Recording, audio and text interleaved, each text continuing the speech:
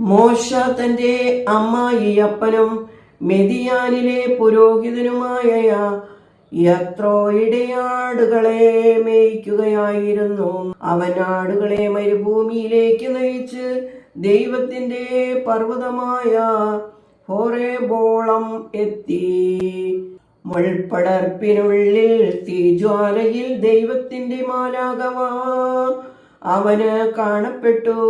മുൾപ്പടർപ്പിൽ തീ കത്തുന്നുവെങ്കിലും അത് ദഹിച്ചു പോകുന്നില്ല എന്ന് അവൻ കണ്ടു. ഞാൻ ചെന്ന് ഈ മഹത്തായ കാഴ്ച കാണട്ടെ, മുൾപ്പടർപ്പ് ദഹിച്ചു പോകാത്തത് എന്തുകൊണ്ടാണ് എന്ന് മോശ പറഞ്ഞു. അവൻ നോക്കുവാൻ വരുന്നത് കർത്താവ് കണ്ടു.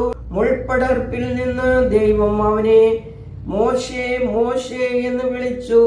ഞാനിതാ എന്ന് അവൻ പറഞ്ഞു.